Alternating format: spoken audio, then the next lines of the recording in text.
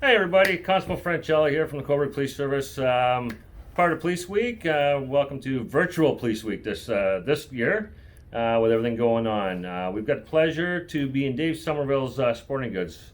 Part of our Police Week, we're going to talk about bike safety, helmet safety, things to look for in that. So without further ado, I'd like to introduce Dave Sommerville. How you doing, Dave? I'm good, Frank. I shake your hand, but we're on that social distance. Take thing. my yardstick. There Shake you go. the yardstick, and away we go. How you doing, sir? I'm good. I'm good. Yeah, it's tough times for everybody, and but the weather's getting nice, and kids want to get out and ride their bikes, and they should know if their bike's safe or not. Perfect. That's what we're talking about today, folks, is bike safety and helmet safety. What can you tell us about helmets, Dave? What should parents look for their kids?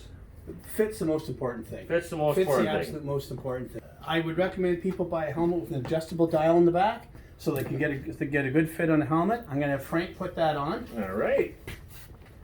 and you can do it up. Okay. Now, we want the strap nice and snug in, Dave, or do we want a little bit of room? You want about a finger space underneath. There we go. You want about a So finger I got a space. finger space Yeah. here, that's and good. Then on I'll loose. turn this way a bit, because this is wrong. This strap has to be over your ear. So that's There better. we go. And see this clip here? That clip should actually be up snug underneath your ear when you adjust the straps.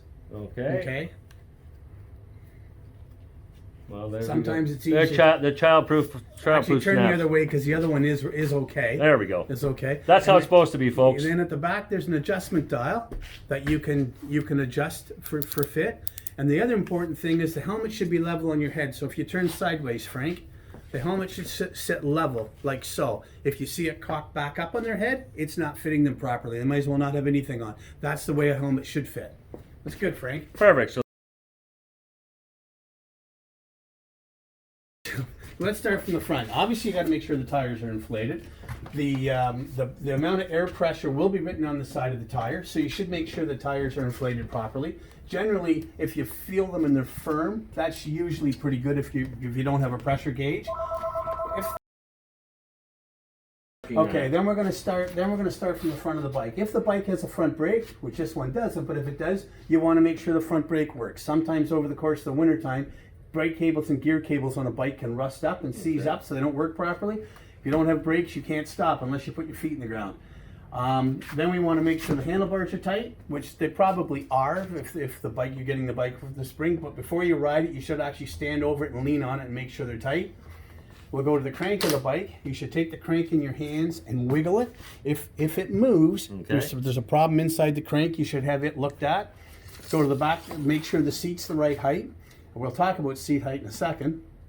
Go back and check the back tire. Take a look at the chain. If it's rusty, put a little oil on it. If you put WD-40 on it, it will evaporate. So you can put it on, clean it off, and then put some light oil on it to keep it lubricated. what kind of oil do you recommend? You Dave? can actually buy bike chain oil by part. Okay. There's different companies, but just any light oil will work fine. Perfect. In the old days, we used sewing machine oil actually. Perfect. Seat height. So the seat height's important, especially if you're a child and you've grown. Ideally, when you were sitting on a seat and the pedal is at the bottom, your legs should be extended like so to get the maximum, to be most energy efficient. The issue for a lot of kids is if their legs extended, they won't be able to sit on the seat and touch the ground. Okay. And a lot of kids, if they're riding where there's car traffic, will want to be able to get their feet on the ground, so will a lot of adults. Yeah. So you kind of compromise and find a happy medium. Generally, if you're doing a long ride, you'd put the seat up so your legs extended. If you're riding in a rural area or in an urban area, you might have the seat a little lower so you can get your feet on the ground if you need to. Okay. Other than that, that's pretty much it. Perfect. So as everybody understands, little maintenance, little preventive maintenance at the beginning of the year makes for a very happy ride.